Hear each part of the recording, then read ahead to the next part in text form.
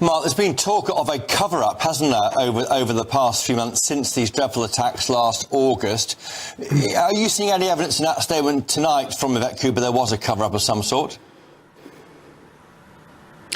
Well, the government would absolutely say no. The Crown Prosecution Service and the police say absolutely not.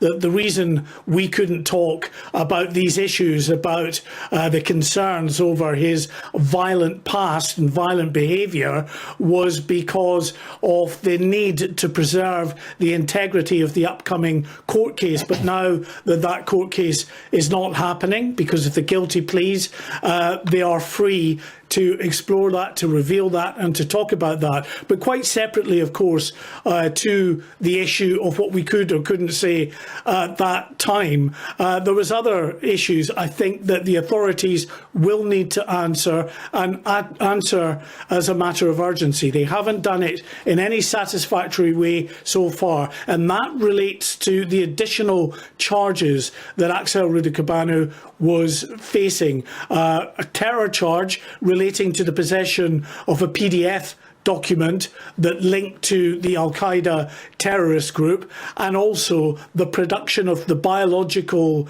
toxin ricin, a quantity of which was found in his house. Now, both the PDF and the ricin were discovered just within a couple of days and confirmed to be the toxin and an Al-Qaeda document within just a few days. Yet we waited for 3 months before we finally got an acknowledgement from Merseyside Police and the CPS, the Crown Prosecution Service, that these charges were now facing Axel Rudikabanu, that he was now facing these 2 additional charges. So these, the reason for that delay will, I think, have to be explained. As yet, as I say, there is no satisfactory explanation as to why we waited 3 long months.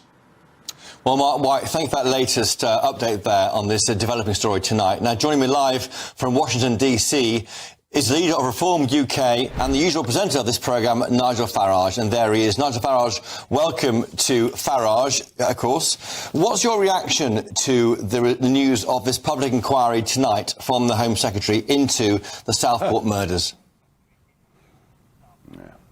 24 hours after the triple murder, when online speculation was going absolutely crazy as to the identity of this individual and what his motivations might be, I posted a video in which I asked the question, was this man known to the authorities? Why are you not telling us the truth?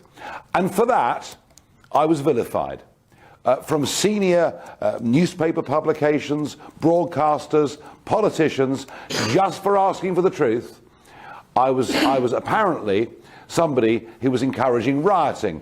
The opposite was the case. The British public can deal with the truth. It's when there's a vacuum that you get a difficult situation. Lord Carlisle, who actually wrote most of the terrorist legislation in our country, said, government, stop hiding behind this contempt of court case. When we saw the London Bridge attacks a few years ago, we knew within an hour that one of the people involved in it was known to the authorities. So what happened here was the Liverpool police covered up the truth. The Home Secretary covered up the truth. The Prime Minister covered up the truth. And we were told in the House of Commons we weren't even allowed to ask a question about this man's identity. Almost as if parliamentary privilege had been stripped away. Go on. But just very briefly, weren't they trying to protect the legal process by doing that? They wanted to make sure they got to a point where they could then parole out for the court to hear. No. And this is the point that Lord Carlisle made. Knowing the truth about the identity of who has committed this is not the same as discussing the details of the accusations. Very, very different things. And in the past, we've always had this information. That vacuum led to those riots. And what happens?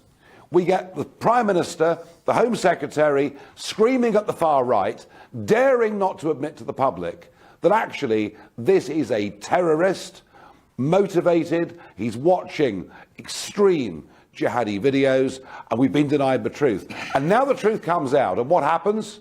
Now we're told we're going to have a public inquiry.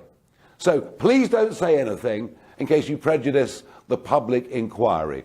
The Home Secretary, the Prime Minister, Liverpool Police are trying to run away from this, and it's just not good enough. This is the most appalling cover-up I think I've ever seen.